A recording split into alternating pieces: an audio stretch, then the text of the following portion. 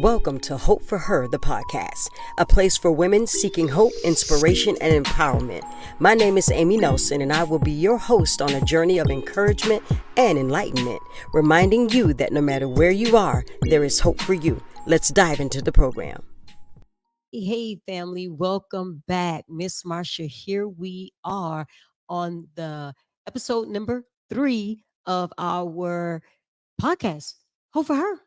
Here we are doing I feel it. like it's amazing. Like we're still in shock that it's Yes, happening. yes, I don't know. yes. I So don't I needed you guys to hear the shock as it came out of my mouth as we are here stepping into what God's been asking us to do for a long time. So, in case you don't know, my name is Amy Nelson, and this is my incredible host, Miss Marsha Tate.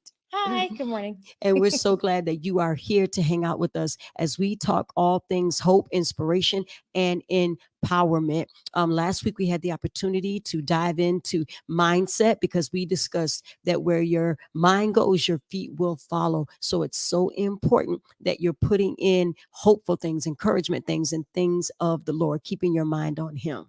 That's correct. I feel like if you don't have hope and if you're not renewing your mind daily, That's you right. let the world take it over, and that's not a good place to go. No, nobody wants to be hanging out there with all the different voices, the competing voices, when really there's only one voice that matters, and it's the voice of your Savior. So let's hop into this week. We kept telling you guys last week that we had a great and an incredible guest that I was going to interview and just bring some. Trust me, her story is going to bring you not only hope, it's going to bring you inspiration. Let me tell you, she was pregnant at 15. She was married at 16. She is now the incredible mother of 5 remarkable young men, married the father of those children, still spending time with him. She's leading in multiple areas in the church, in the community. She has a story of redemption, hope, and restoration. Guys, please help me welcome our guest, none other than Miss Marsha Tate. Yes, it's you. There you go. See, that's what I'm saying. Pulling all things together. Marsha, number one, I'm just so glad that not only that you're here on the podcast with me, but that you're willing to share your story. Yeah, it took a long time for me to be able to share my story, but Mm, the more I talked about it, the easier it was to come share. on. And Come so I on. don't have shame about a lot of the things that I've been through in my life anymore. Mm. And so it's not hard. I'll gladly tell. Yeah, especially when you know that your story is for his glory and then it'll lead someone back to him. Yes, it's all his anyway. And Yes. that's one of the things that I love about you. So as we get started here, tell me, Marsha, reflecting on the early years of your experiences and how have they influenced your approach to leading in a ministry that even serves young moms where you're serving right now? How has that? Well, I'm getting ahead of myself because I always want to jump into things with the girls. I always want to talk about that. But before you do there, how has I would say you living out those experiences? What gave you the hope to not quit? What made you say, I'll keep going, I'll keep showing up, and got you to where you are now? Well, specifically, I was raised in church. Me and my husband was also. And so we have that foundation. And so I Mm. knew that God's plan for me was bigger than anything that anybody else had. And so I always hoped that God was going to swoop in like a white knight and take care of everything and get rid of all the people who hurt me and things like that. Mm. And so it's like, as kids, you watch TV and you see those fairy tales and they have these amazing endings. And so for me, that was God, that was Come on. Jesus. And so I knew no matter what I was going through, that my story ended with him. Come on. It began and ended with him. And so even when I was at my lowest low, I had the hope that God was going to turn it around. So you knew that he would be the hero of your story. Absolutely. Wow, that's good, and that's an incredible perspective, especially to survive and come up through a lot of the things that you've been through. Now, reflecting on your early years of marriage, how did you find the strength and the hope for you and Marcus to get married at such a young age? And I'm sure overcome all the naysayers or the people that say, it won't work, it can't work, you're too young. Because your story isn't like everybody else's. Everybody's doesn't end that way, Marsha. It's quite remarkable what God has done in your life. How did you guys overcome that? So I'm gonna give you the Clip Notes version because we Okay. only got 30 minutes for Yes, this ma'am. show. And so, as a child, I experienced some sexual abuse from the age of 4 to the age of 14. And so, for me, that kind of like consumed my life. Mm. And so, outside of home, I had to show up perfect as the person that everybody wanted me to be. But inside the house, I had no control over anything. And so, the only thing I could think to do is like be a mom, or I wanted to have my own kids so that I can do better as an adult. And so Mhm. just being a wife was like one thing that I thought about a lot as a child. And I like always planned my wedding and everything. And so I just knew Course, that that's you're what I girly, wanted and girly. that I was going to be a great mom. And that was my only goal, to be honest. Mm. That plus be a writer or an artist or something. And so when I met my husband, I was about 11 years old. And it sounds crazy. So when you think about these numbers that Miss Amy gave earlier, I met my husband when I was 11. I didn't like him at the time. I was 11. You. And then I was still going through this abuse and nobody knew what was happening. Nobody in my family at all. Nobody knew. None of my friends or anybody at all. And so when I ran back into my husband at age 14, we kind of sat down and had a conversation.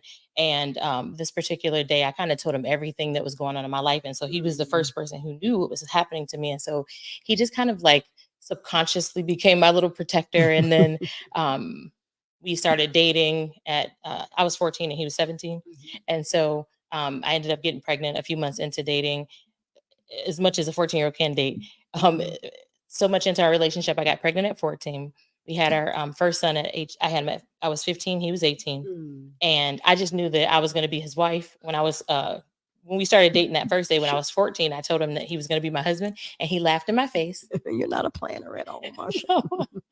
And so I just knew it, like God laid it on my heart. And so still married to this day. Mhm. um I just knew that no matter what the marriage had to work. Mhm. Like we had to include God. Like I said, he has a Bible foundation or a biblical foundation, so he knew what it was and he knew what I wanted, even though his head wasn't in that space. And he would Mm. follow me anywhere. So he followed me to church. He followed me through everything. And so we've had our ups and downs, but we've been sticking it out and just making it work. And so as long as we keep God at the center of our Mhm. marriage, then we can't fail. Yeah.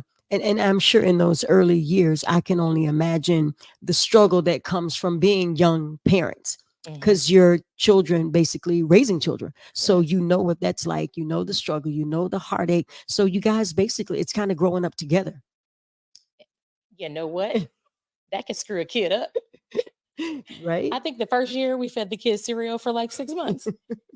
When we first got our own place, I think I was 19, and our kitchen we had groceries, but we had about 30 boxes of cereal. We were Hmm. children, and Hmm. I remember for the first Christmas, I purchased them all the toys that I wanted to play Of with. course, of course, But of it's like course. you have to learn what type of parents you want to be and just kind of set that foundation and go from there. And so for most people, they want to be the type of parents that their parents are if they have good parents, or the opposite. And so Mm. my husband and I both have had some really uh, colorful parents. I love you, people. They're all still here. And so we know the things that we didn't want to do, and we knew the things that we wanted to do based on how we were raised. And so that's Okay. kind of like what shaped Okay. how we raised our child. Mm. But even as like young parents, it was hard because we were still growing and didn't know ourselves. Mhm. And so they say your Mhm. brain doesn't develop until you're like 25. And so we out here making Yes. choices for a whole life. Yes. And then we had our second son when I was 19. Mhm. And so we have two lives that we're responsible for. And so it really causes you to grow up quick. However, That's kind of what I wanted to lead into because I'm sure throughout that journey, were there specific moments or events, Marsha, that tested your hope the most? And if there were, how did you navigate those? uh, so Just give me one of those the stories. thing Yeah, that's about something. society is that when you're not married and you Mhm. get into an argument, like you can leave. Somebody can leave. Somebody can leave out the house and walk away, and they don't have to come back. But when you Mhm. marry, they don't got it. They don't can't go anywhere. Like That's you right. can leave, but you got to come back. Like at the Mhm. end of the day, this is your home and this is where you lay your head. And so, the one thing that we kind of instituted early on is like from the Bible, you never go to bed angry. And so Mm. we, even no matter how much we argue or if we get into anything, we settle it before we go to sleep. Mm. And so I think Mm. that really helps us a lot. So that was the hard thing, learning to stay, Hmm. not run, because running is easy. Yeah. Learning to stay and fix it, fight through it. Because at this point, how long have you guys been married now? This year, I think makes 28 years. Wow. And the thing about it was learning to submit. I think that was my biggest There you challenge. go. There you go. So, yeah. That S word. That'll be fun. That'll be fun. Another podcast. But that S word. Oh, that's a whole podcast and a therapy session. And it's not as bad as we think it is. Yeah. It's not. It's not. We'll say that for another time. Now, tell me, Marsha, how has your faith played a role in sustaining and nurturing your hope during the challenging periods of your life? How has your faith? So before I got married around age 13, 14, I was very suicidal because at that point it was like nobody in my physical realm was helping me with the issue that I was facing at home. And when I say at home, my abuse came from a family member who would often visit or at one point live with us. And so even when I would get down to like right before I was going to do the thing that would unalive me, I would just think about God's word and it would just flood back in my head. And it was like, if I was to do it, then God wouldn't be pleased. Or if I were to do anything that would cause me to not spend eternity with Jesus, I did not want it. And so that was the thing that would always pull me back. And it's so interesting that you're once again reiterating the importance of having a strong biblical foundation. Absolutely. Of being raised in the things of God, because I'm hearing you say repeatedly that your Christian background determined a lot of the decisions you made moving on. Absolutely. And I feel and like helping you get unstuck. God would always put people in my life that would always lead me for a season and then they would go. And so whether it be them passing on or me moving to a different area, they also played a huge role. And so that's what like really drives me to be there for moms who are in similar situations. Now, you're being a young wife, being a young mother, Marsha, how has those experiences in your life, how have they influenced you to encourage the younger women that are around you now?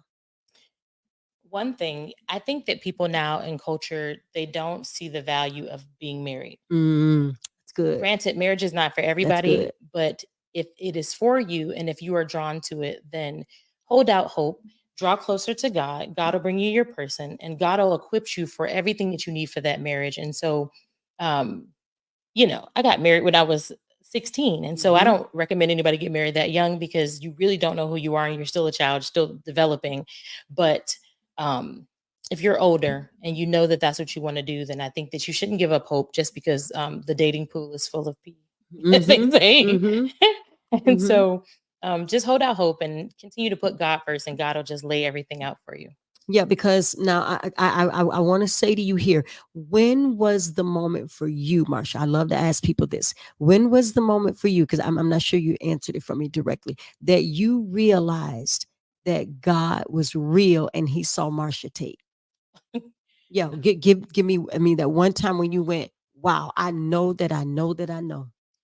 So God would come through earlier in my marriage and would provide when we didn't have things. And so as young parents, it's really hard to kind of sustain like a whole life. And then when we moved to Florida, the cost of living here being like 3 times more than it is from Detroit, where I'm from, God would just come through and like pay bills. And so he every now and again, he would just show me.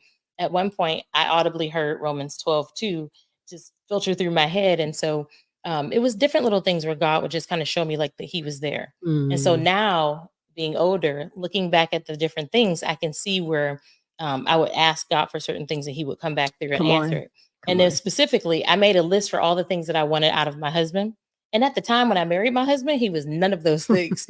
But today, when I think about that list, he is everything that I asked God for when I was like 12 years old, before I even met him. And so that's when I know that God sees me, he loves me, and he is looking out for me. Now, and that's so cool because you told me earlier what one of your favorite Bible verses is. It's in Psalms 37. And that verse is what? Delight yourself in the Lord and he'll give you the desires of your heart. And so over time, it has evolved because I mentioned on the other podcast how I thought like it was my ticket for getting whatever I wanted from God. And when I realized that the more I delighted myself in the Lord, the more my desires became his desires.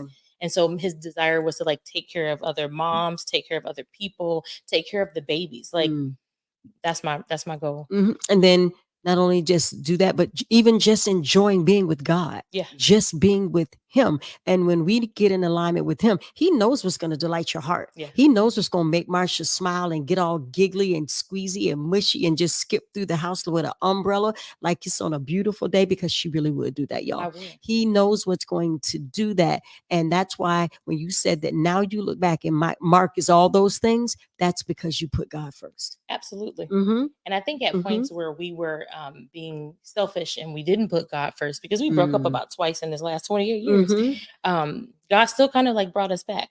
Come And on. so he would remind us like that we weren't being submissive to him. And so Come on. when I was the first 3 years of marriage, I want to say I had a problem with submission. I was 21 and we kind of split the first time, right? And so I was really hard headed and I had a real fiery temper. And so No, not the you. idea of submitting to a man, because culture said we don't submit, we independent women, right? It was like disgusting to me and make me want to vomit if I heard the word submission. And the more I thought about it, is that it wasn't really about my submission to my husband. It was about my submission to God. Amen. And being obedient to him. And so when I started doing that, it made it so much easier to submit to my husband. Yeah. Yeah. Yeah. I could touch on that, but I'm gonna leave it alone because it'll take me somewhere, and I Yes, don't it want to do will. it. I don't want to do it. Now, how do you cultivate and maintain hope in your daily life now? Being a mother of 5, married, helping Mark with all the things, serving in church, running your own companies, leading your own ministry, serving with me. How do you cultivate hope, and how do you keep it going now? Because I'm sure life isn't always up. So how do you cultivate it, and in the times of hardship now? Constant prayer. The fact that I have 5 sons keeps me in constant Yes, prayer. Lord. And Boy, mom. I pray. I make sure that I have a nice playlist. Yes. And then I surround myself with people who I know are gonna like push me to be closer to God and to get more deep into His Word. And so it's my circle, it's the music, it's me cultivating that mindset with the Word of God. That's And good. so I like that, Marsha. Now, the question that I would really wanted to get to here is reflecting on your earlier experiences. How have they helped you serve the girls that we minister to now? So when you're going through situations and you think it's only for then, and you're like, oh my God, what is God doing? And I don't understand this heartache or situation or anything. Fast forward to the future, when you talk to someone, it could be a mom, it could be a friend, it could be a family member, and they start telling you that they're going through something that's very similar to what you've gone through. And then God reminds you of that particular story or season that you went through, and that it's all connected and that it's to be used for His glory. It's better than anything, because it's not like I'm helping people because the stuff that I did and it's me. It's really God allowing situations to happen so that He can allow people to get breakthrough later. And so that gives me more joy than anything. So. To be able to cultivate those things. Yeah. Now, my next question is, I really want to get into this right here, Marsha. Using your own story as a backdrop, what inspired you to even get involved with you moms, to get involved with Hope for Her and all the things we're doing now? Using your what made you do that, to come and step up and serve that Sunday? So I had I have 3 sisters. I have my mom, and like we're really, really close. And so I know, and then my husband's like amazing. So, and I have him and his family. And so I know that that was my circle. And I knew that if it wasn't for them, I probably would have lost my mind a long time ago. Come on. I mean, plus Jesus, but like just in the physical realm, that if I didn't have those people to kind of bounce off of and like keep these kids, or like just kind of step in and give me relief at times, I knew that I wouldn't have made it. It's so much worse now for the girls, because like suicide is like an option. Like they think about suicide often, and the media pushes it. It's crazy. And so I know that like if I was the way that I was 20, 30 years ago, then how is it for them now? And so I just want to be able to just offer an ear to listen, some advice, a little bit, just tiny bit, and to just love on them like how my mom loved on me when I was younger. And not only that, I'm sure you see so much of yourself or your story in many of them as you sit across from them and have conversations. Because I know you and I have talked many a times when we're meeting with the girl or meeting with the mom or meeting with any female that we've come in contact that God may put in our path. We're looking, going, oh, I know her. Or if she's talking about a guy, oh, I know him. Matter of fact, I used to date him. Mhm. probably his brother. So let me tell you how that's going to work out. You know what I mean? So we're able to speak into those situations because we've been there, done that, and not so much as to give them us, but to look back and say, I'm in a different place now. Had I allowed God to lead in that space, it would have been so different. Completely. But it's like even in our rebellion, God forms these stories that we are able Yeah. to use later. And so Yes, he we does. notice the red flags up front. And so when your mom is telling you not to date that guy, and your dad is telling you not to date that guy because he was that guy, like, Yeah. listen. When they tell you to stay in school, listen. When they tell you to get that education, listen. And Yeah. so follow your heart, but also listen to that wise Yeah. counsel. Yeah. As we're getting ready to wrap it up, I have two more questions here for my two questions. One, what advice do you give your sons now as they are growing up, to be young men? You're raising them in the things of the Lord, about understanding, respecting, and supporting women that you come into. And two, what would Marsha now tell Marsha 28 years ago? Dear younger me. Dear So tell younger me me, I'm about gonna the go with sons. that one first. Okay. Dear younger me, submit to God. Submit to Mm, him first and fully, and everything else will seem like a piece of cake. good. And then my advice for my sons, because it's daily, uh, because I have I didn't mention that all my kids are 7 years apart. Yes. And so everyone is 7 years except for my second son. So I have he'll be 29 in a couple weeks, 29, one that's soon to be 25, a 20, I put my fingers up and it's doing Yeah. balloons. Um, wait, 20, 28 right now, 24, 22, 15-year-old and soon to be Hmm. 8-year-old. And so I'm just constantly drilling in them that they need to have a relationship with God, because our culture teaches religion first. Yep. And I realize that relationship is the way. And because it's about relationships with others, relationships with God. And so have a relationship, talk to him, listen to him every day, and to just be human, like really Mm. nice humans where you're not out here hurting people, not doing things on purpose. Just love on people as much as you can, and to just take care of themselves as well, because sometimes we'll put other people ahead of us, For and I sure. don't ever want them to neglect themselves for the sake of others. And so unless they're like really giving because they love to serve. And Mhm. so Yeah, uh, you do. You got an incredible family, Miss Marsha. uh I thank you, love the guys, especially Chris, Crispy.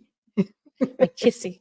Yes, you're Chrissy. So listen, Marsha, thank you. Thank you for what you do. Thank you for your story. Thank you for the different ways that you serve and you allow God to use you, that you take your bubbly nature anywhere. Oh my gosh, when we go into the room, trust me, her personality gets there first. And I love all those things about you. So thank you. Don't stop offering hope. Don't stop telling the girls about the reason for the hope that lies within you. Hmm. And that hope is Jesus. Yes, ma'am. Yes, it is. So, listen, as we wrap up today's episode, listen, guys, we want to extend to everyone that's been watching, that's been hanging out with us. Thank you. Thank you for being here. Thank you for being our guest and riding along with us on this journey. If today's episode has touched you, if you know someone that it might touch, go ahead, share it, pass it along as we continue to drop a little bit of hope here, inspiring you to rise up, be encouraged, and be empowered. Have an incredible week, ladies.